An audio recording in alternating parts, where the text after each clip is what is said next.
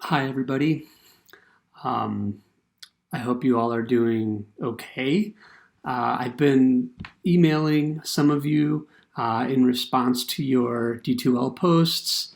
I'm going to be doing that periodically throughout the remainder of the semester. I'll probably email just 7 or 8 of you every week just to touch base and have a kind of one-on-one via email with you about your ideas, your entries, and just it could be generally about anything really. I kind of want to touch base with you and see how you're doing, see how the material's coming. So there's that. I also wanted to note that I was trying to revise the grades on D2L, not the grades themselves, but the grade categories, so that each week's D2L post would count for the 2 points that would go into your ordinarily your D2L posts, right? But I couldn't revise it without eradicating everything. So in the meantime, I'm going to keep track of your D2L posting in my grade book that I have a physical copy of, and then I'll transfer those grades into D2L post number 3 and D2L post number 4. Remember that each of those are worth 5 points, and that for the remainder of the semester, each week is worth 2 points. So I'll funnel those scores into those categories. I just wanted to give you a heads up on that, so there wasn't any murkiness around your grades. I really enjoyed reading your D2L posts. It seems like you're enjoying the woman of color, that you're enjoying Olivia Fairfield as a character, which I'm so pleased to hear, because I just think she's really fascinating, and I think it's easy to read her as a kind of modern character, right? As some of you wrote, I'm thinking maybe this was Aurelie who wrote that that the idea that a woman of color actually wrote this seems really believable, given the and others of you wrote about this too, given the complexity of Olivia's intersectional identity and the way that she's able to navigate various social settings. She always manages to maintain her composure, as some of you pointed out, as would be befitting to the gendered expectations and class expectations that she would be judged against. Maria wrote about the intense scrutiny to which Olivia is upheld, so that every social interaction becomes it's like Olivia under the magnifying glass, right? And so that other characters can kind of judge her according to her merits. But her ability, Olivia's ability to navigate each of those social settings with such composure, with such grace, and by sort of falling back on her rationality and her literacy and her education to make a sustained argument against white supremacy, right, and for the humanity, right, of not only herself but of her enslaved country people back in Jamaica, like the other enslaved Africans who are back in Jamaica. So the intense scrutiny, the magnifying glass, and I want to talk today about her sort of her unwavering morality, and how she's the central consciousness of the novel. So thanks again for those thoughtful and illuminating D2L posts. If you before you start today's lecture, I'm hoping that you've gotten to packets the 3rd and 4th, and that's what we'll be talking about today. Okay, so we had several new characters appear in the reading for this week, and I thought we could talk about them. Olivia and Augustus have relocated to Devonshire, to a country estate. So think idyllic English countryside.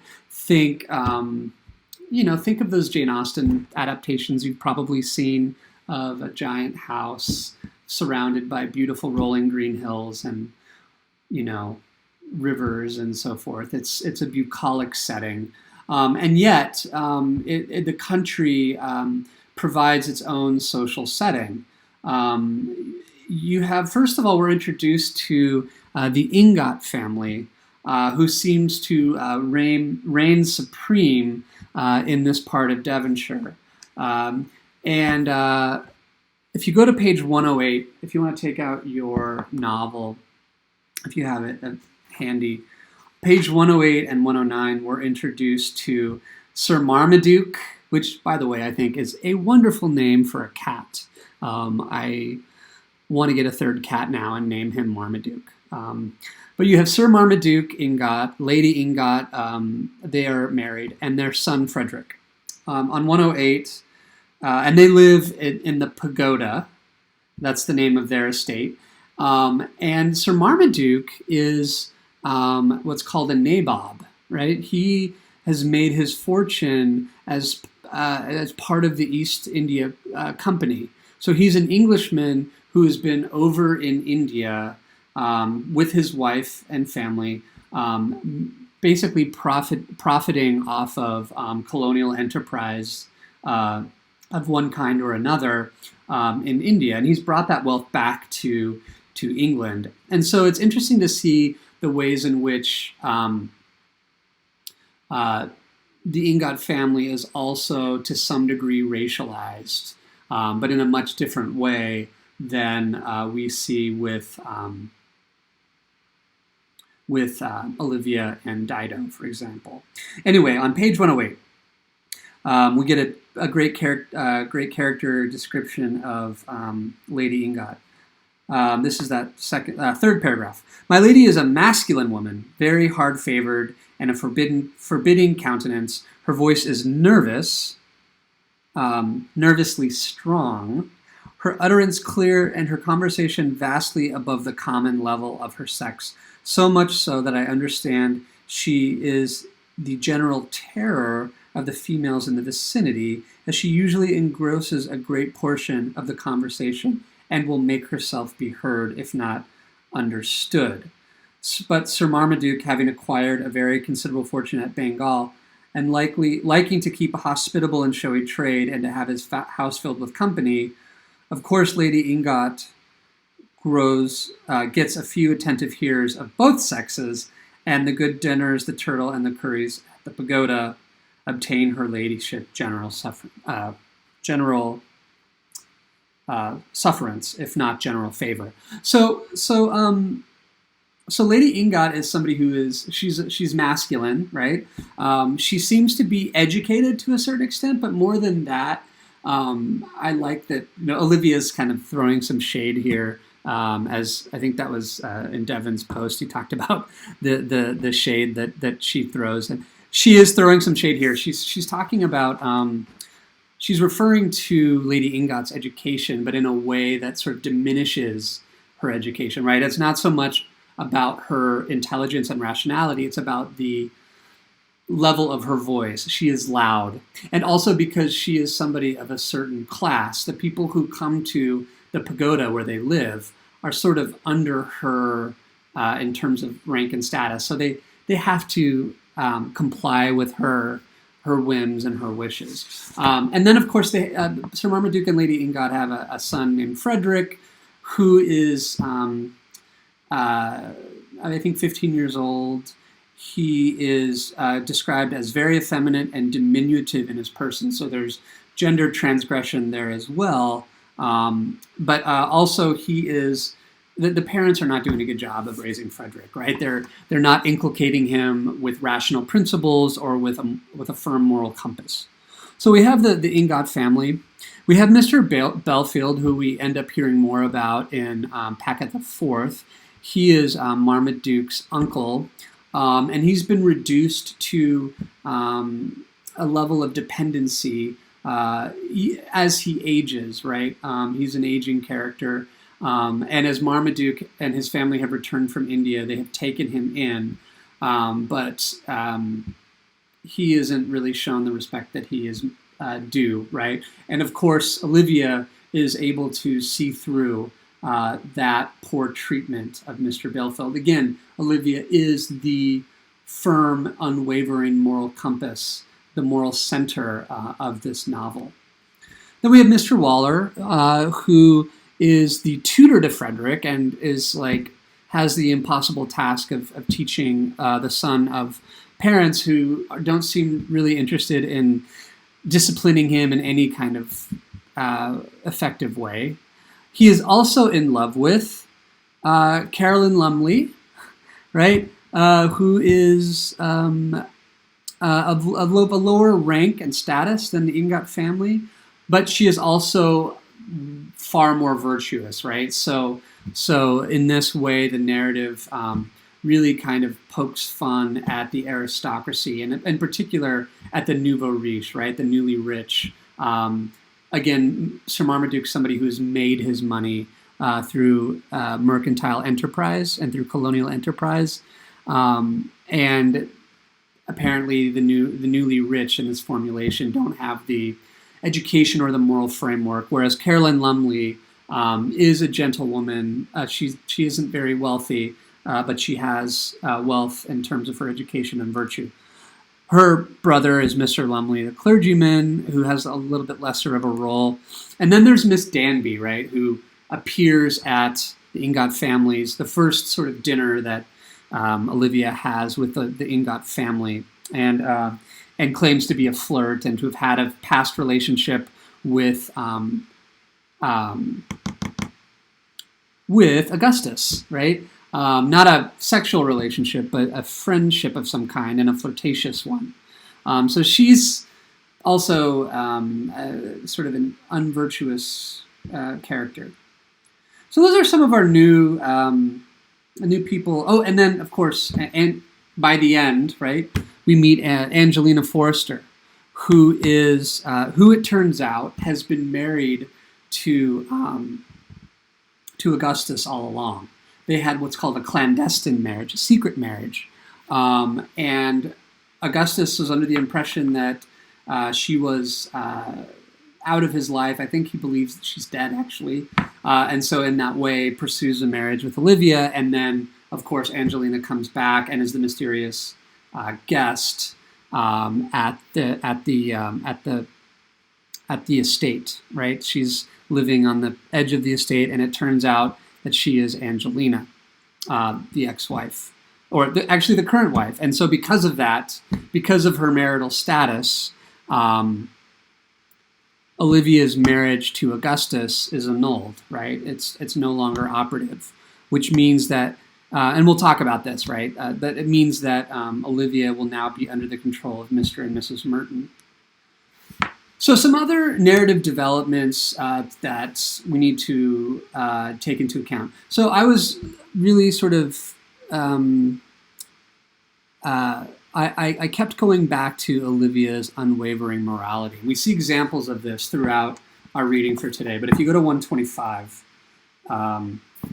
you'll see this, right? She's always making these very wise and sage pronouncements in her letters to Miss Milbank. And her letters, right, are a rich conduit of psychological expression and of sensibility and of her education, right, and so forth. As some of you pointed out in your posts. She writes on 125, in the middle of that first large paragraph, "Happy is it when, with no overstrained fastidiousness, we can consent to take the world as we find it, when we endeavor to mend where it lies in our power, and firmly resolve not to make it worse by our own example." Right? So, this is just an example of her saying, we can take the world for what it is, and we don't need to make it worse, right? we don't need to overturn everything, but we can improve it through our example. And I think we see that time and again, right, with her own sort of composure, her own patience and willingness to teach people about their racism, right? So if we go also right over to the next page, 126 and 127, we see this is right when she finds out that Mrs. Merton is coming to stay with her and Augustus. Bottom of 126, she writes, and so ended this conversation, though I freely confess that a gloom comes over my mind, which I cannot get rid of when I think of entertaining Mrs. Merton as my guest. I do not fear her, Miss Milbank. She cannot have power to harm me, blessed as I am with my husband's protecting love. I do not hate her, for I trust I have attained that rule of Christian forbearance, which teaches us to pray for those who despitefully use us. But I shall feel awkward and constrained while performing the rites of hospitality and apparently extending the hand of friendship where I cannot respect or esteem. So, on the one hand, she feels she doesn't like Mrs. Merton because Mrs. Merton has been awful to her so far. And on the one hand, she feels constrained by her Christian principles, like she's supposed to pray for those who despitefully use us, right? But on the other hand, she expresses her lack of respect or esteem. So she sees through people, right? She knows Mrs. Merton is not a virtuous character, is not somebody that she wants to be close to. She sees through the nonsense, and she kind of cuts through. And so again, her unwavering morality here. And then finally, one more on 135. Her perspicacity, right? Her perceptiveness. She sees the ways in which Mr. Belfield, that is, the uncle to Marmaduke, is poorly treated. She writes in the middle of sort of 2/3 down on page 135. She, that is Lady Ingot, never checks Frederick in his facetious remarks to her facetious remarks. Sorry, let me start over. She never checks Frederick in his facetious remarks on Old Quiz, that's his uncle, right? And Old Square Toes, and the duty and respect which the age, the affinity, and the worth of Mr. Belfield ought to command from him are thus converted into ridicule and insult. Waller, that is the tutor, right, is particularly attached to Mr. Belfield, and I rejoice that there is one feeling being at the pagoda who will try to ameliorate his hard lot. So here she sees just, again, sort of Frederick's lack of respect to a great uncle to an uncle, right, or I guess he'd be a great uncle, who would deserve his esteem. She's also able to perceive that that Waller is somebody who is worthy of her respect. So her unwavering morality allows her to see through people, allows her to ascertain goodness from badness, from lack of virtue. We also get the truth that is finally revealed about Augustus, right? And sort of the way this all starts off, and her first letter, in Packet the Fourth, the first letter that we get, or Packet the Third, I should say, things seem great. Things seem wonderful. They've relocated to Devonshire, and she writes in glowing terms about his romantic sensibilities. So if we go to the last paragraph on 106, Mr.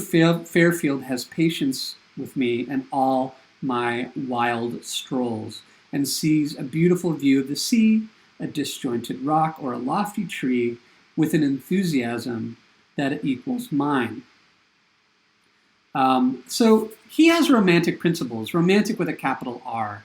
In this particular moment, right, the ability to enjoy nature, to feel a kind of fulfillment in what was then called the sublime and the beautiful, right, is that is an indication of one's sort of inner sensibility and education and virtue.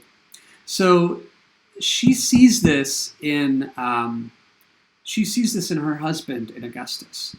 We go on to 113, and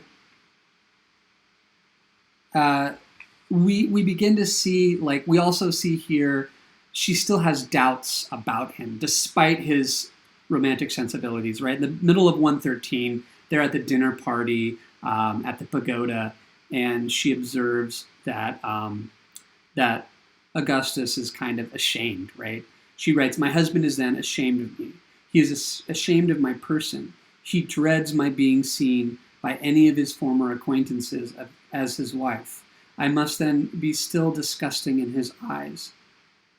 He has yet not courage to face the world's dread.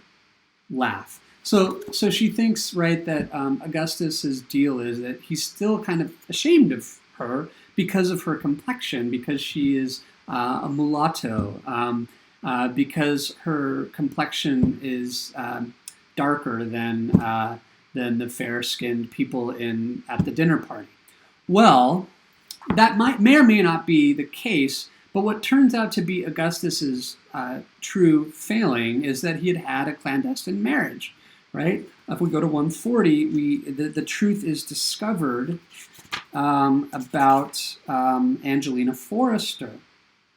So, middle of 140, she writes, the door was, I'm sorry, this is like top third of 140, and Olivia is going to visit this mysterious stranger who's living near them.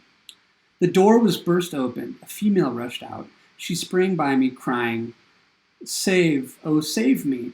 Augustus, save me." She sank on the turf at the feet of Mr. Fairfield. Colonel Singleton followed from the cottage.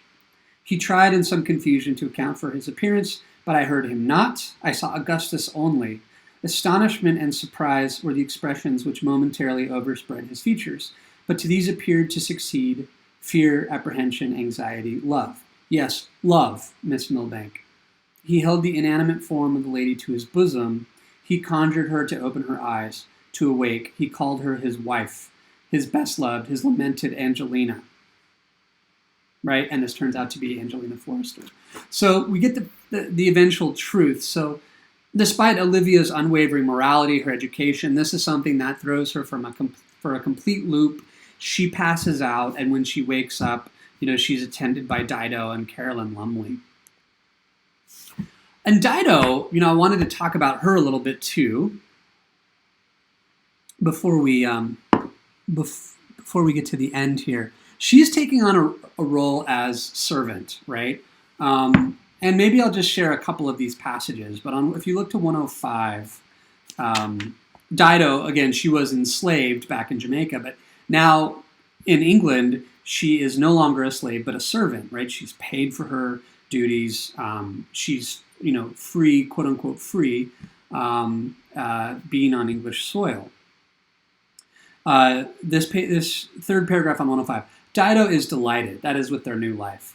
It is like the dear Fairfield estate, and she has entered into all the mysteries of housekeeping and bears about the insignia of her office in the bunch of keys at her side and the important expression of her face. Already she has made acquaintances with some of the peasants in the vicinity, and she bids fair to rival her mistress in the favor of the little rustics. Never did a warmer heart glow in a human bosom than in that of this faithful creature. And this line especially is great. She considers herself as the sister of the whole human race and loves them with a relative affection. So she doesn't see herself as inferior, right? She is she has a darker complexion than than Olivia. She is of a lower class, but she sees herself as equal, on equal footing with the people around her. So that's one thing, right? Dido has this sort of newfound sensibility. If you go to 127,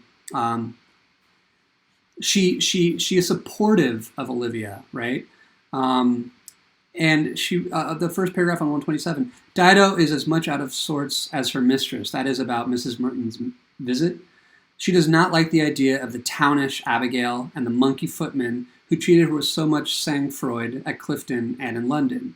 But here, she says, thanks to my good lady, Dido be mistress below stairs and treated by all as if me was as good as another, for all me be poor negro wench, right? So again, her expression of solidarity, her expression of being she feels good with her new life in England. However, when the truth is revealed about Augustus, she's also supportive of Angelina. Of Olivia, and we'll see how that plays out in Packet the Fifth.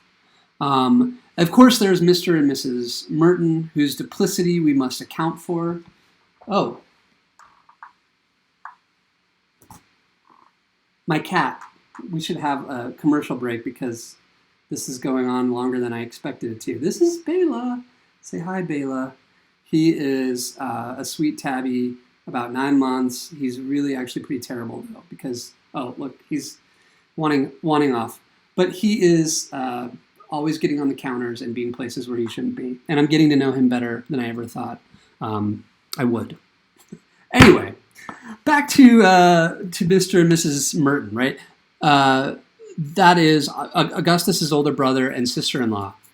Because of their duplicity, right? If she doesn't marry, then the estate falls into their hands. And because her marriage is now annulled, because Augustus was already married, they now have power over the estate. And Olivia falls under their care, which is not a good thing. 144 and 145, you can see this all play out. Bottom of 144, by a wonderful transition of fortune, I am now once again likely to be dependent on the generosity of Mrs. George Merton. Yes, my dear friend, it is even so. This has been the point to which his wife has aimed. Heaven forgive me if I wrong her by my suspicions, but I fear she has played a black part in order to rob me of that fortune which I did not value. So Mrs. Merton basically played a role in bringing Angelina Forrester to the estate and causing this reconciliation to happen, right? So now Olivia's under their, because of their duplicity, she's now under their power. And then finally, the concluding lines to Mrs. Milbank on 146. I find I must dispatch this packet. I grieve to think how I shall be distressing your affectionate heart by the communications which it will bring you, but I should feel a traitor to your valued friendship if I were to conceal my grief. From your advice, from your sympathy, it is, under heaven, that I shall draw my consolations. I feel something of comfort tranquilizing my mind when I reflect that my distresses are not deducible from my own misconduct, that I can meet the maternal and inquiring eye of my best friend and fearless say, I am still your own Olivia Fairfield. So we're left with this great question mark of what's going to become of her. Will she go back to Jamaica? Will she stay in England? What's going to become of her marriage? What's going to become of her estate? These are all questions that will be taken up in the end. This went a little longer than I anticipated, but I hope you enjoy reading the last Packet the Fifth for next week. And until then, bye.